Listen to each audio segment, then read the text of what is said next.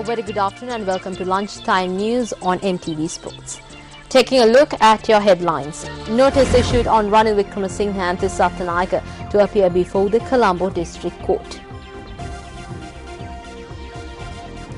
5,000 police officers deployed in Anuradhapura for Independence Day celebrations. Iran's president says that the US and Israel are the root of all conflicts in the region. Now for those stories in detail, Minister of Higher Education S.B. Dissanayake noted that extra attention has been directed on non-governmental organizations that receive international funding. The minister expressed these views at an event held in Kandy yesterday. The minister expressed these views while addressing the first annual conference of the Diriya Savia Foundation held at the Ranabima National School in Kandy.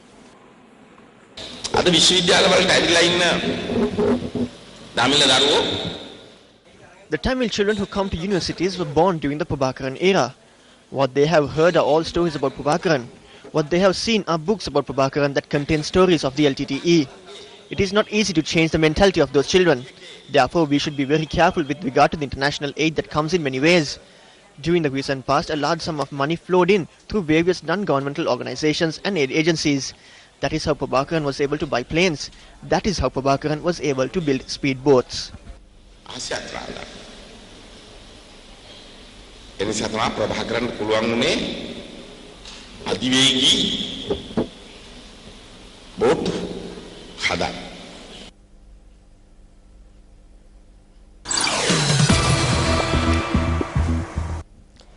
Meanwhile, United National Party parliamentarian Lakshman Kirialla expressed his views about the leadership training given to university students at an event held yesterday.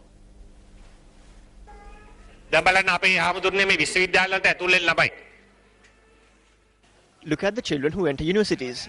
There are protests every day. Minister S.B. Dissanayake gave military training to these university students. I think if you provide spiritual knowledge to the university students rather than this military training, they would have studied better. What happens when you give military training to students who enter universities at a very young age? When you give such training to them, they tend to use it. In Parliament, we told them not to give military training to these children.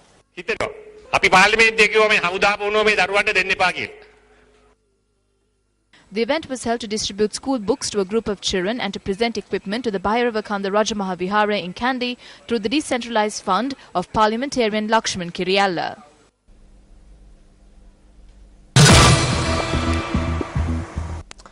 Well, notice was issued on a United National Party leader Ranil Wickremesinghe and General Secretary of the party Thisatha Nayaka to appear before the Colombo District Court on the 22nd of next month. This was when a case filed by UMP Southern Provincial Councillor Maitri Gunratna was taken up today. Maitri Gunratna had filed this case requesting the annulment of the election held to elect office bearers to the United National Party on the 19th of last month. Gunratna also requested the ballot papers used for the elections to be taken into the custody of court. Gunratna has requested the election results to be annulled. The UMP Southern Provincial Councillor has also requested the annulment of Ranil Wickremesinghe's position as leader of the party until the conclusion of the case. Well, steps have been taken to implement a special security plan in Anuradhapura in view of the Theatrical exhibition and Independence Day celebrations. Senior Superintendent of Police for Anuradhapura, Mahesh Senaratne, noted that 5,000 police personnel and the Special Task Force will be deployed for this purpose. He added that at present a primary security plan is in place covering the Anuradhapura town and it will be extended to a wider area from the 3rd of next month. In addition, a special traffic plan is also in place in Anuradhapura in view of the Independence Day celebrations.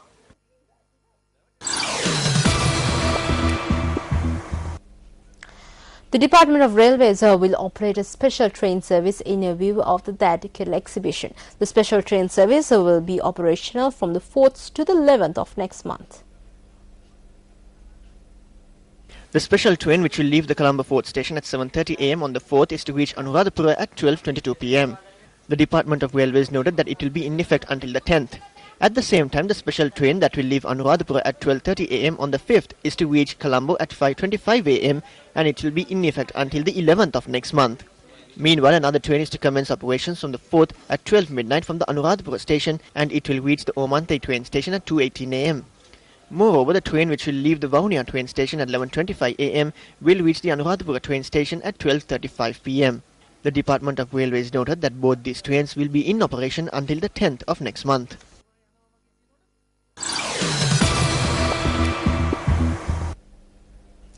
Well, Minister of Lands for the Eastern Province, Vimla Weeradisnayaka, says that if the issues regarding the lands in the Eastern Province are to be solved, the Provincial Council should be granted sufficient land powers.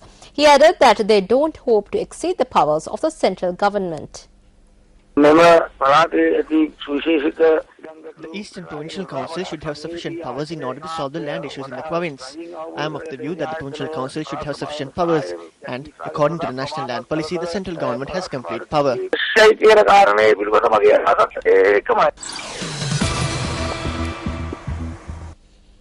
Well, a translator of the Colombo Municipal Council who was said to have been kidnapped in Trincomalee has been arrested by the police in Jaffna. Police media spokesperson SP Ajit Rohana noted that the individual who was hiding in a house was arrested the night before last based on a tip-off. The wife of the translator in question had made a complaint to the police that he had been abducted at dawn on the 21st.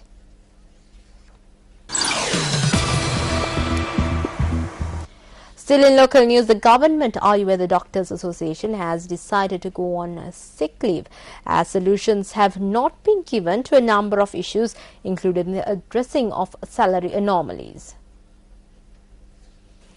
Chief Secretary of the Association, Dr. G. Heva Gamage, noted that they have resorted to this trade union action to draw the attention of the authorities to their issues. The Government Ayurveda Doctors Association engaged in a trade union action on the 9th, demanding their issues be addressed. However, Dr. G. Heva Gamage noted that the relevant authorities failed to address the issues faced by those engaged in the indigenous medicine field.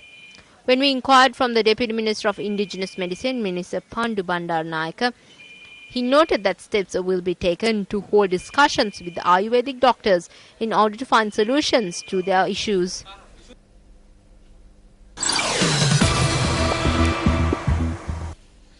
The College of Anesthesiologists says that steps have been taken to commence a special program to minimize the spread of infections among patients receiving treatment at the intensive care unit. Its head specialist Dr. Kumudini Ratnatunga noted that under the preliminary phase of this program, data will be gathered on infected patients. She added that once the data is analyzed, the measures that need to be taken to minimize the spread of infections will be formulated.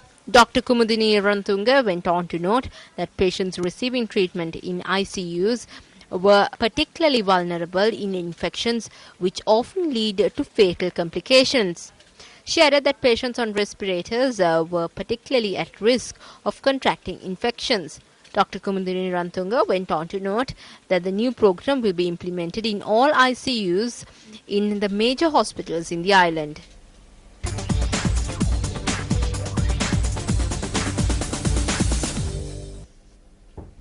Well, taking a look at some football news from the local arena, the Don Bosco team and the police team emerged victorious in their respective matches at the Champions League football tournament yesterday. The match between Don Bosco and Java Lane was held at the City League grounds in Kalania. Don Bosco opened the scoring with a goal, while Java Lane responded with a goal as the first half ended on 1-1. Don Bosco scored another goal in the second half and held the Java Lane team at bay to secure a 2-1 victory in their Champions League match. Meanwhile, in another match played yesterday, the police overcame Ratnam Sports Club to clinch a 3-0 victory.